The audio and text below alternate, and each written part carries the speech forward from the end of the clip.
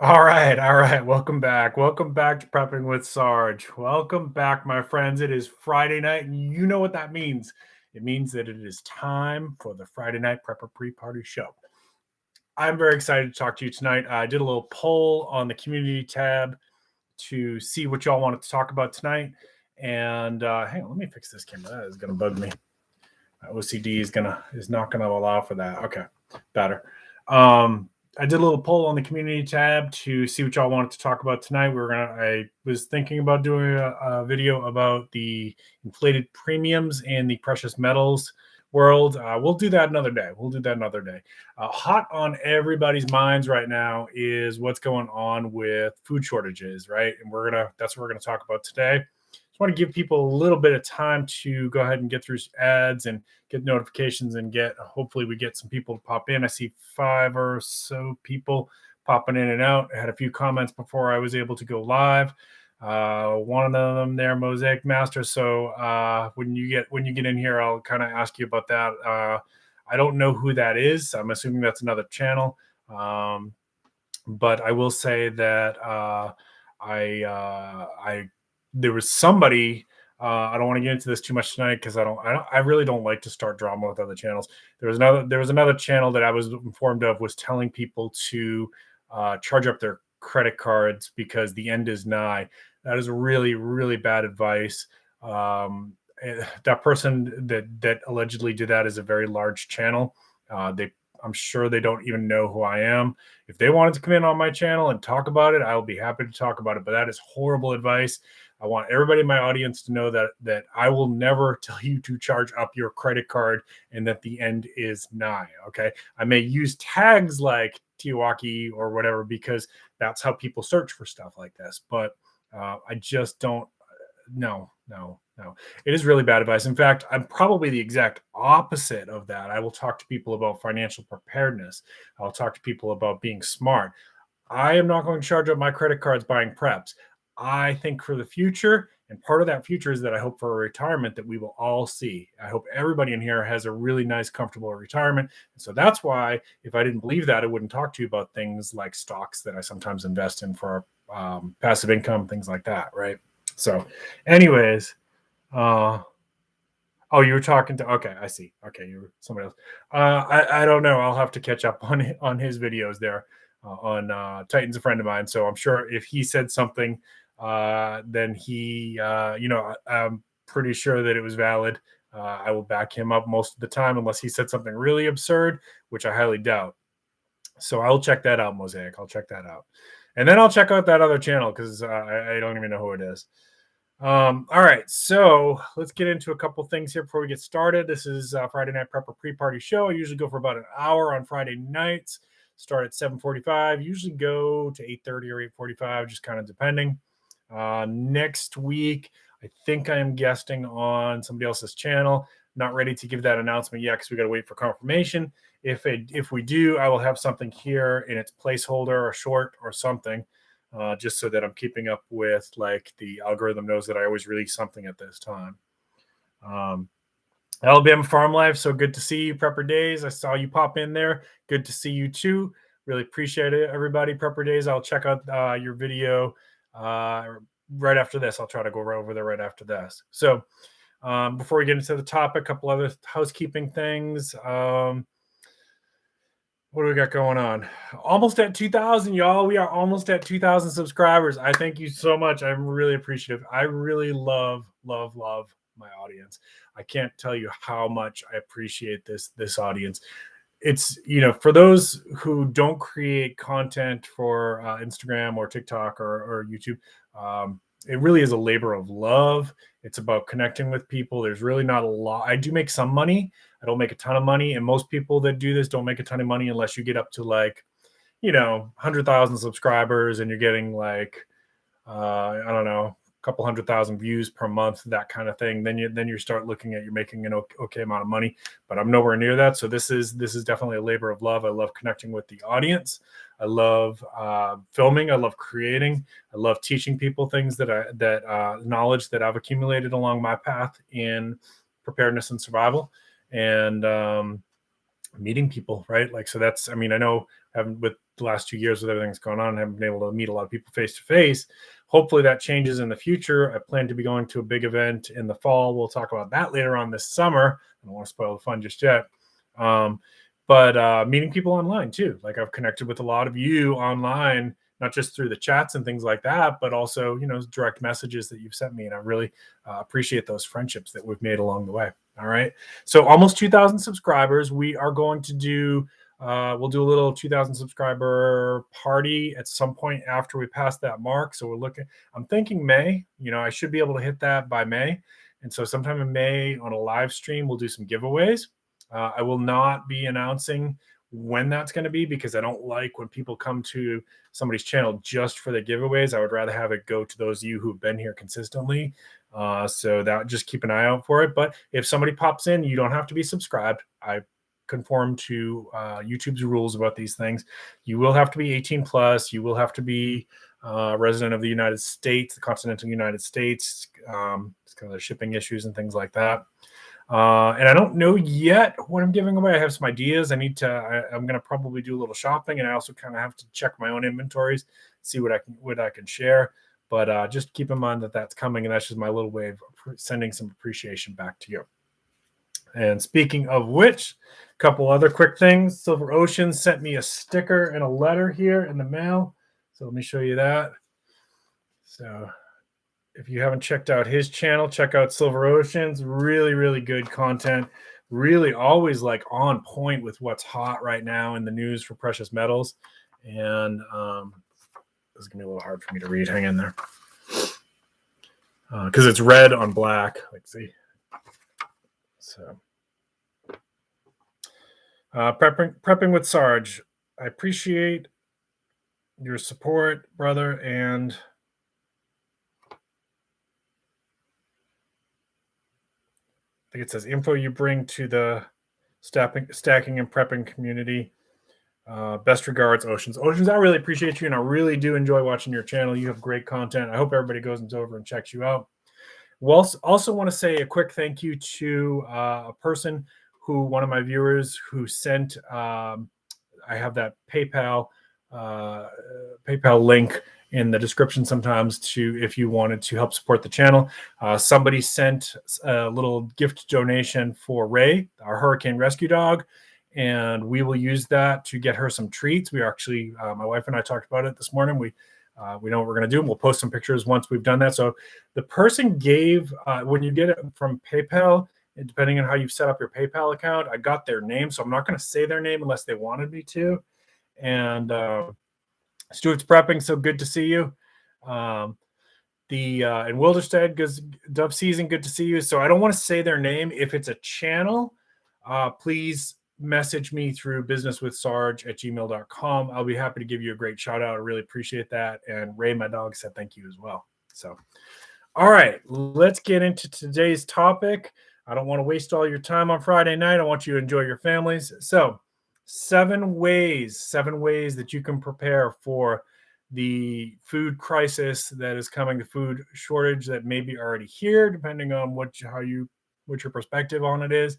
Let's start with that, okay? Now, I'll tell you what we're seeing in Charleston. I have had other friends tell me that they're not seeing any shortages at all. And then I've heard from other friends who are like, yeah, they're seeing a lot of empty shelves. Excuse me. What we're seeing here in Charleston is that the dairy products are getting sometimes a little bit tricky to find. Eggs have gone way, way up. So certain things, they're either harder to find or the price is gone way, way up. And I'm sure a lot of you are seeing some of the same things, right? It's not become like, so when we talk about food shortage, what we're seeing here in my area so far is like first world problem, right? So like we can find food. We may not find exactly what we went to the store for. And that has happened a lot. Like might be a certain product that I'm looking for, and we'll go to the store and I can't find it. It's just like that store doesn't have it. I might be able to find a substitute brand, or sometimes they don't even have the substitute brands. I have had that too, right? So, but if I travel elsewhere in my city, I can still find it, right? So it's like, I wouldn't really still call this a food shortage for me in my area. Now, your area might be completely different. And if so, let me know in the comments. I really would like to know about it. Let me know what part of the country you're in, or if you're in a different country, let me know what part of the world you're in and what shortages you're seeing. And like, is it legit? Like empty shelves? Is it legit? Like you cannot find this item anywhere in your city, or is it you just have to look a little bit harder? Okay.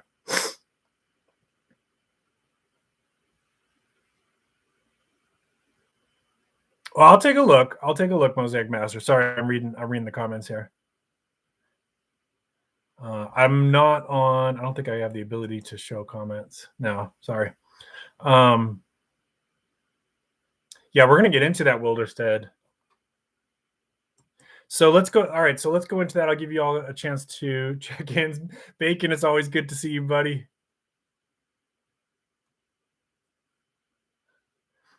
Was a bust due to stated staff shortages. Yeah, so I did see that from a couple of people actually that like certain brands that company was having trouble getting glass and stuff like that, right? Like I think somebody had posted. I haven't fact checked this for my area, but somebody had posted that Maker's Mark was having trouble getting glass bottles. I don't know. I honestly don't drink that much, so like occasionally I will pop in there and get something from my wife, or I like, I like a beer or whatever, but I haven't checked to see if that's true for here too as well. Vanessa Kitty's good to see you. Angie Hart's good to see you. Thank God it's Friday. I agree. I agree. All right. All right. So let's go on to the next piece here. So number one way that you can prep for food shortages is this one should be obvious if you're a prepper. This really should be obvious is canning, copy canning, right? So every time you go to the grocery store, if you haven't already been building your prepper pantry, like I don't know what else to tell you. Like, what are you waiting for, right? Like, so you can start with copy canning even on a very restricted budget. You can do this. So if you buy Wolf chili, right? Like if you're a big fan of Wolf chili, if you like Spam, next time you go, buy a couple cans of it, right? It's called copy canning. Use one for whatever you need to use it for that week. Keep one in your prepper pantry and just start building it that way, right? So build whatever you buy for your long-term canned goods, your dry goods, stuff that's shelf stable. Buy extra as much as your budget affords.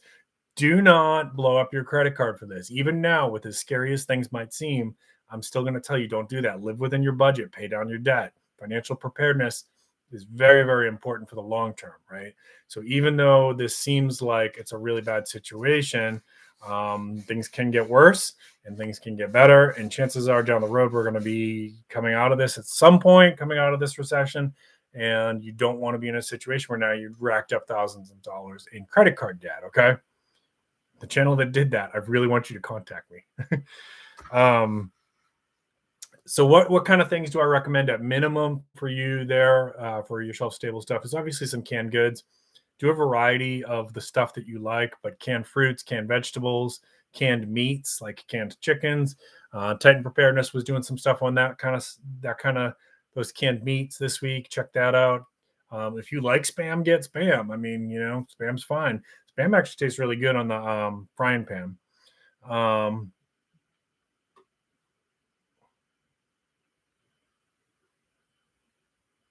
Just catching up on your comments there, guys. Yep, we're gonna get to that one, Wilder Seed. That's a very good suggestion. Good to see you too, Titan. No problem, no problem. I recommend because we love, I'm not gonna lie, I love carbs. I love carbs. I do keto cycles, I've talked about that before, but I really love carbs. I love pasta. I mean, do you guys love pasta? Hey, by the way, if you love pasta, now's a good time to hit that thumbs up button on my channel on this video. We store pasta. Pasta stays good for a very, very long time. We usually kind of make or doctor our own sauce because my wife is an amazing cook, but you can buy those jars and cans of sauce. Those also will stay good for a really long time. You could live off that for a really long time before you start to have, any kind of malnutrition, vitamin deficiencies kind of thing. In fact, just watching another channel this week, I'm trying to remember who it was. And they were talking about they basically lived on only pasta for a year. And then eventually they did start to have some nutritional deficiency issues because you can't, you are supposed to have some diversity. But that a year is a long time. Rice and beans, right? So white rice, dried beans. White rice because it's tends to stay good longer. And if you can store it in like the Mylar bags and that kind of stuff and food grade buckets, you use your oxygen absorbers to take the oxygen out of it and all that kind of stuff. That's going to stay good for a long time. Dried beans, same thing. A lot of people in the world live on rice and beans for like 95% of their diet. So you can go a very long time on white rice and beans, and you can mix it up. You can get some red beans, get some black beans, right? So what else? Honey. Honey stays good for basically ever. Put it in your cabinet, right? Away from the sunlight. It's going to stay good for basically ever, right? So if you only got like a few things to add to your prepper pantry every week, get a thing of honey, get a can of some kind of canned fruit, canned vegetables, can of meat, box of pasta, a jar of sauce, bag of white rice, bag of black beans. Next week, do the same thing. I guarantee you after a couple months, you're going to have a pretty good prepper pantry. You keep doing that. Okay. So that's number one, building your prepper pantry. And are you late to the game if you're just starting this now? Yes, but don't panic. Don't blow up your credit card. All right. Number two, canned sardines. If you like canned sardines, Angie, probably not my favorite thing. Duck egg pasta sounds good to me. Burpee, it's good to see you, Burpee Yoga Uncle. Always good to see you. You're on mute. What do you mean you're on mute?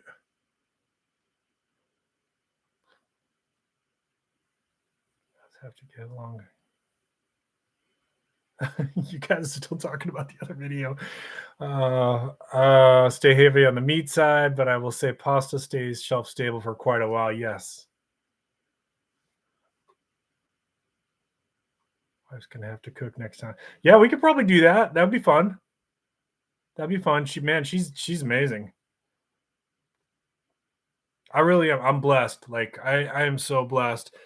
My wife went to culinary school. She's a chef. So I mean, I can't even tell you how lucky and how appreciative I am. I am truly blessed. All right. All right. So next one is, so you got your prepper pantry. So next thing would be like your long-term prepackaged stuff. Okay. More expensive than putting these things together yourself. But if you've got the budget, it's not a bad way to go. So now I'm talking about like Mountain House, For Patriots, I think Thrive and Wise or other ones. You could include your MREs in this group here.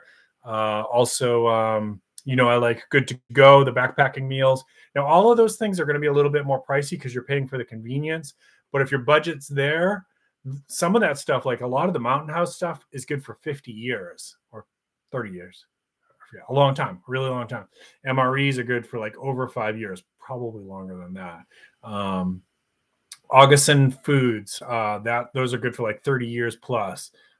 So like you're also paying for that like it's already packaged, it's already ready for long-term storage. So that's another way you can supplement, be ready for the food apocalypse, right? So that's number two. Number three. All right.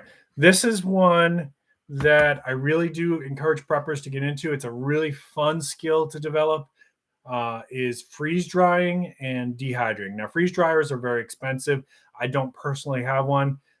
Digital Prepper, I think, just got one, so maybe he'll do a review on his if you guys follow his channel.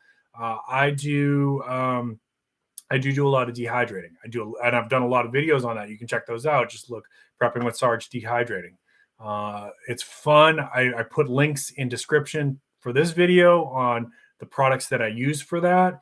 And so like just about everything that you pull out of your garden and stuff that you forage can be dehydrated, and then you store it in a mason jar, or you can seal it in those like food saver bags. Just seal it up really good, keep it away from the sunlight. It will stay good for a very long time.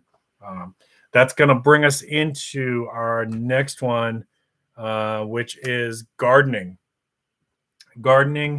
And somebody mentioned seeds there earlier, right? So gardening is one that you are going to have to put some effort into developing the skill. Okay. So if you're a prepper and you're just accumulating your like apocalypse seed vault and you've never gardened, you are making a tremendous mistake. There's a huge learning curve. I'm a very experienced gardener and I still struggle a lot. Like I'm still figuring out. I've lived here now for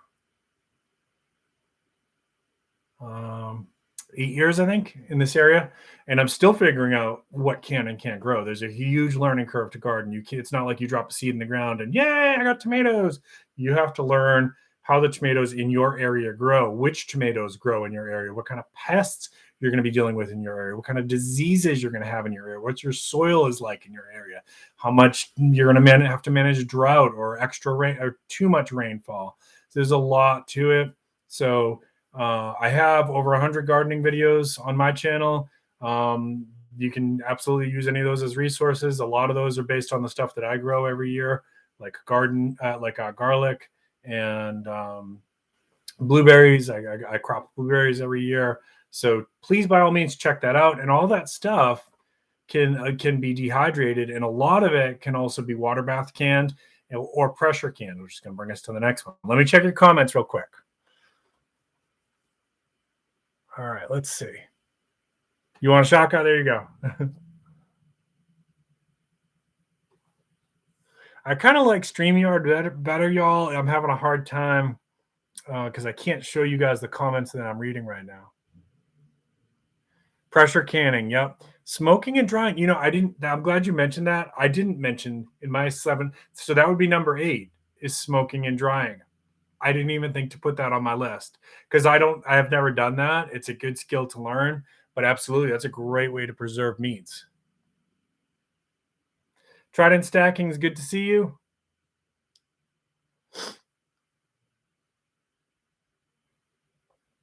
Dub Season, thank you. If you have access to a Mormon bishop's storehouse. Yeah, that is a great place to get long-term food storage. The LDS suppliers, exactly. Steve's good to see you. All right. So next one I had for you was canning. So canning is another one. Like I put in the links, I put in the description links to some canning materials. You don't have to use my links, of course. Canning is a fun one to learn. A lot of people get intimidated by it because there's been so many like cautionary tales, but really just follow the directions. It's very, very safe to can. It's a labor intensive process, but nothing is going to taste as good to you as like sauce that you canned yourself, or salsa that you made yourself, or blueberry jam or whatever. Like that, really, you're going to appreciate it because not only did you grow it, but you put the labor into canning it as well. So you just, the easiest way to start with is water bath canning. You can do tomatoes, and all tomato products can be done with water bath canning, like salsa and sauce. I think ketchup. I've never done that personally, but I think you can do ketchup that way as well, or just canned tomatoes. And all of your fruits can do it. So basically, acidic things can be water bath canned, right? So all of your fruits, your blueberries, your peaches, your all your jams, strawberry jams. We made pear jam one year. It was fantastic. All of that stuff can be water bath canned. It will stay good for a very, very long time. Just make sure it's sealed up good. You can check your seals, put it in the cabinet away from sunlight. You're good to go for a very long time. And when you pull it off, it is going to taste fantastic. Even 2 years later, it's going to taste fantastic. To do the pressure canning is a little bit different, and you can pressure can almost anything really, but you need a pressure canner for that. So there's 2 different styles of canning. I recommend, if you've never done it before, start with water bath canning and get a book.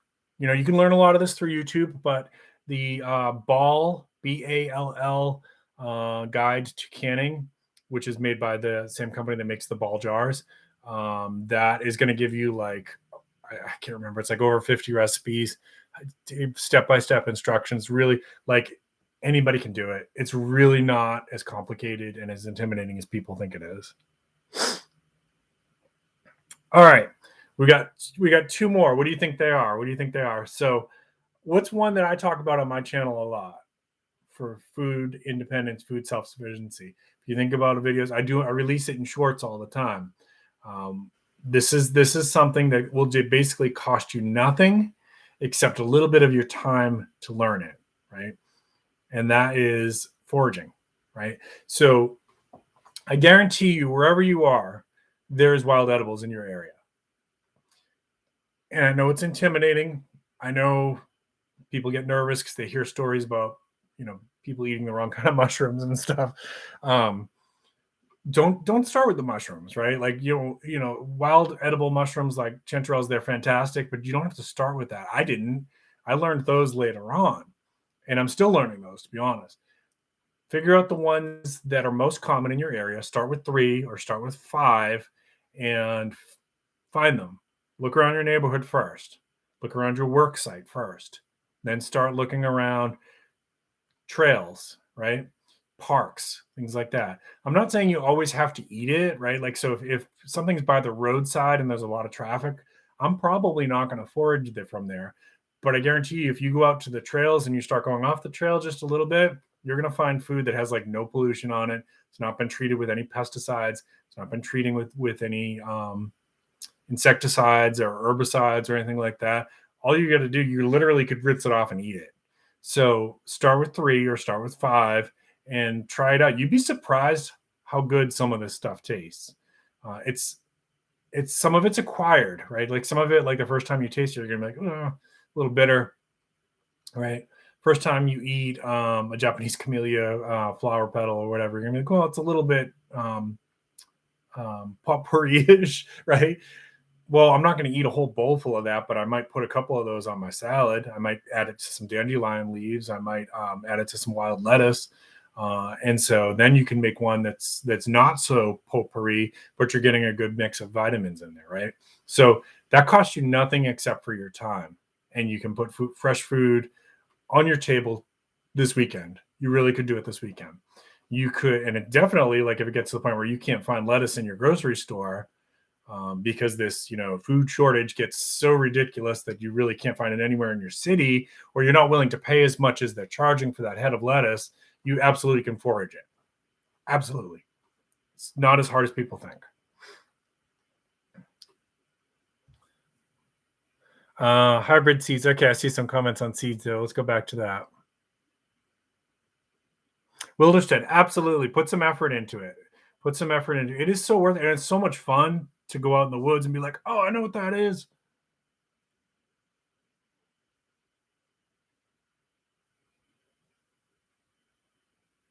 So Heirloom Seeds, if you go into my gardening section of my gardening videos, sorry, Heirloom Seeds, for those who don't know, those can be if I plant heirloom peppers, so like ancho poblanos is one that I really like. If I plant those and I don't plant any other types of peppers, the seeds from those are going to be, I can harvest those and I can use those the next year, and I'm going to get the same thing. I'm going to get basically ancho poblano peppers. If I plant other kinds of peppers or a neighbor plants other kinds of peppers, it's a possibility that it'll get cross-pollinated. So now you've got a hybrid. It still will grow. You're going to get something that's not going to be a true heirloom at that point, but it's still edible. May or may not taste good. You have to try it and see. It's kind of fun to experiment with that cross-pollination too, especially with tomatoes. Just kind of don't be afraid to play with it. Hybrid seeds, you can save your hybrid seeds, but you're not going to get consistent results. Okay. So most of the time, this is going to be kind of complicated to get into in one video, but most of the time a hybrid seed is going to be like an F1 generation. Means it's been, like, say, Brandywine tomatoes have been crossed with like Black Cherokee. Okay. And so the offspring of that is an F1 generation. And that may have good traits that people like. And so they sell that as purple Brandywines. Okay. I don't know if that's really a purple Brandywine. It's just an example. So, but then if you take those seeds and you plant them again, you're going to get random characteristics. Okay. You may get more like the Cherokee. You might get more like the Brandywine, something in between. Who knows? So that's why people like heirloom seeds, is because of the consistency. They do tend to have good stable genetics for a longer period of time. But hybrid seeds, they also can be bred. So I'm not completely against hybrid seeds, because they can be bred to be disease resistant. They can be bred to be drought resistant, heat resistant, pest resistant. So there's some benefits to that too. Maybe it's a good idea to have a mix of both, at least in your stock.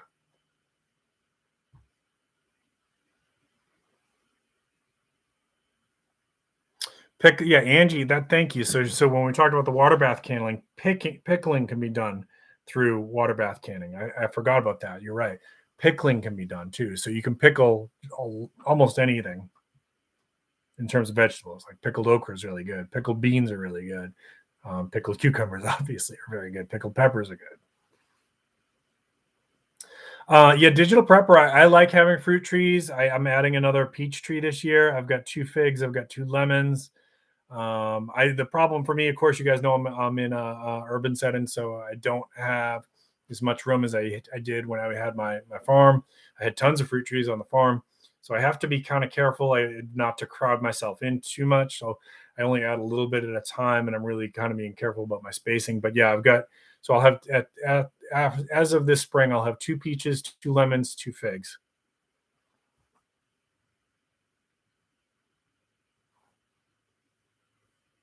So digital prepper, I was saying, you just bought a freeze dryer, right? So are you going to do some videos on that that people can check out? Yep. So Uncle, that's true. You're only going to get that crop on your fruit trees once a year. But if they're fully grown, depending on what it is, you're going to get a pretty good crop. You might be able to trade that for other things with your neighbors, or pickle it, or can it, or dehydrate it, like we were saying before. Yeah, so you could grow lettuce or forage lettuce for your other food supply, which is like maybe some of you raise bunnies and things like that, or chickens.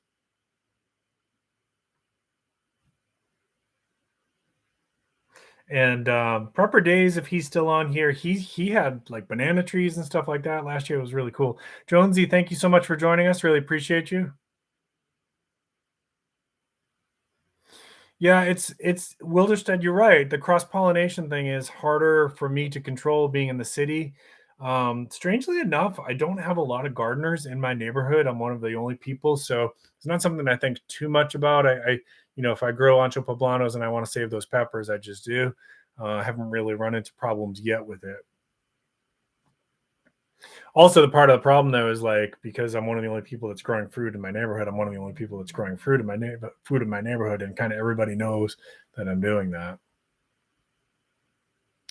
Remind me of a certain detective or Detective Pickles. I don't know. I don't know.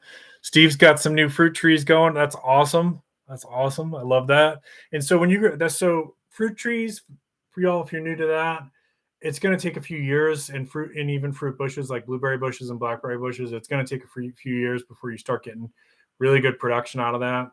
Check out my video on I think it was like 10 crops that preppers should grow for SHTF.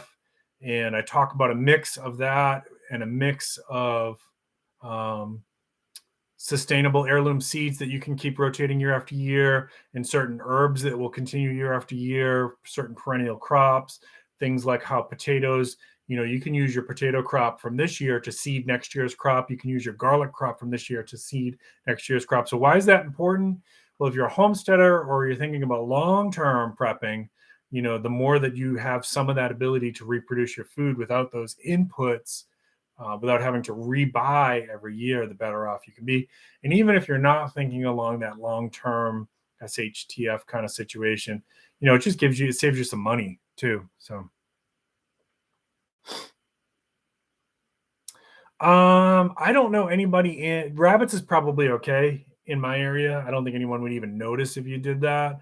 Chickens, you might in my neighborhood, some people might start to complain, especially if you've got a rooster. Because I had 100 chickens when I was in Kentucky.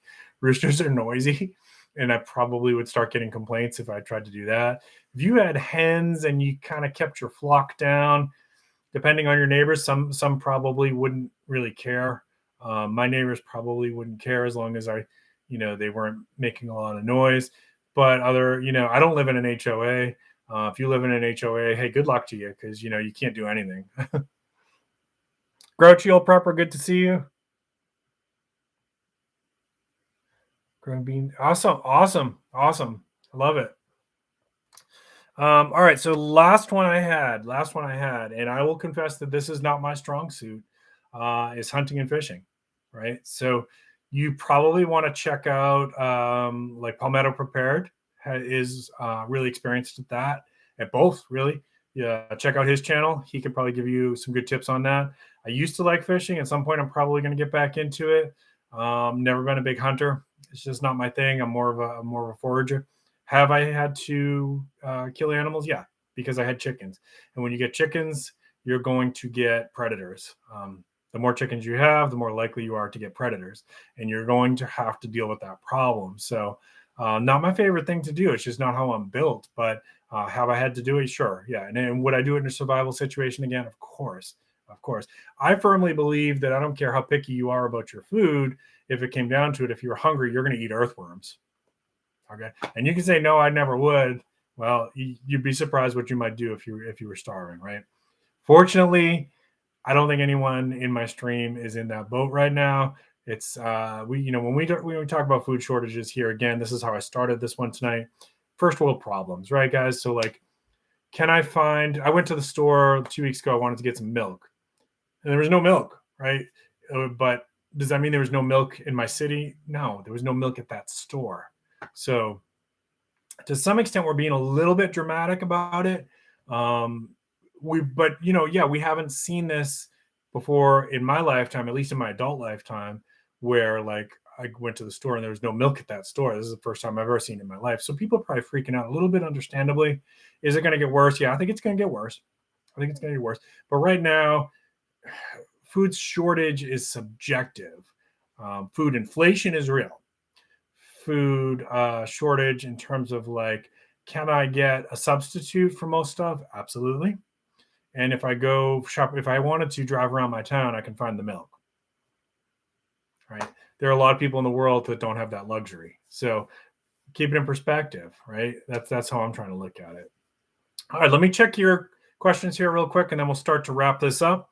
I really appreciate everybody. If you have any questions, now's the time to throw them into comments. If there's anything you want to plug, because I know everybody, I think just about everybody there that's commenting in chat anyways is also a creator themselves. So if you have anything you want to plug, go ahead and plug it.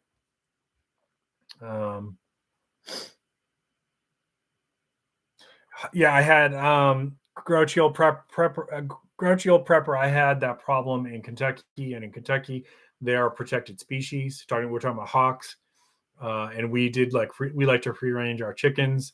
So unfortunately, we did occasionally lose some to the hawks. And the best solution for that for us was, if you can be out there, the hawks are going to leave the chickens alone. If your dog can be out there and your dog's trained to not touch the chickens, that will help. And then, sometimes when we couldn't, we just didn't free range the chickens that day. And eventually the hawks, they'll go, if they go a couple weeks without food from your farm or your homestead or whatever, they'll start looking elsewhere. So, that was how we dealt with the hawks, because they were protected. You couldn't kill them.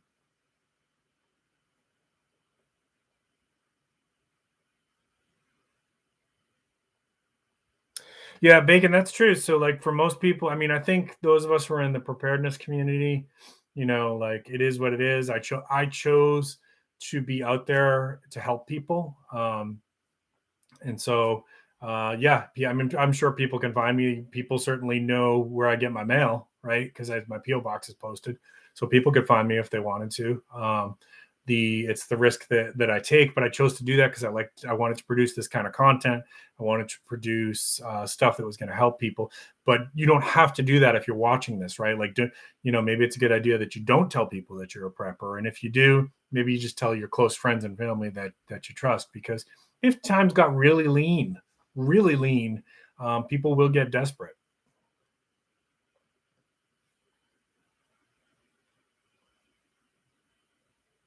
So Wilderstead, I mean, I probably am going to do a video about that at some point. Yes and no. I mean, we had riots here in 2020. We had riots. We had people doing some pretty destructive things. We didn't bug out. I would say get to know your neighbors. Have a plan for if that stuff comes to your neighborhood. How that everybody needs to be on the same page. Are we banding together or not? Actually, Steve Corsair's Trainers. He did a whole series on neighborhood security and banding together and how to manage that stuff. Check out his series. He can speak to it much better than I can. That was Steve. If you're still here, how long ago was that? That's if he's not here in the chat anymore. Corsairs Trainers. He did a really good series about like how to organize your neighborhood and that kind of stuff for protection when things are going south.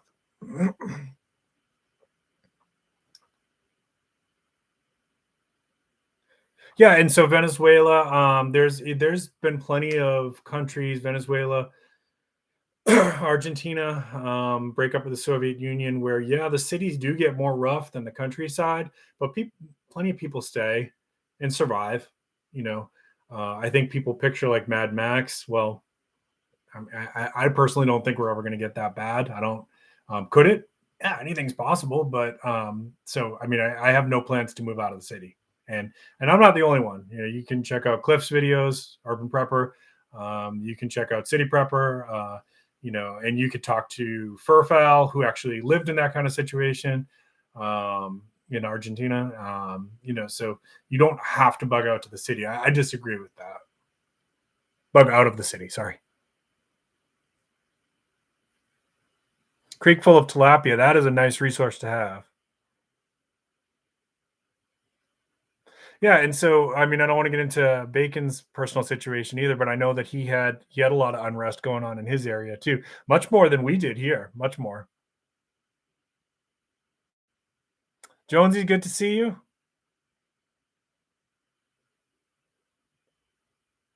So I didn't successful slaves, good to see you. So I didn't go into this, but this is another one. This could be number 9 if you wanted to add this one. Having a pond stocked with fish, right?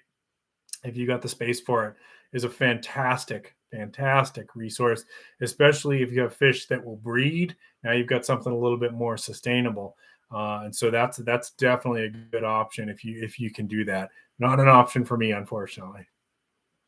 Although I live near the water, I really should know how to fish. Like that is a survival skill that like I really should know.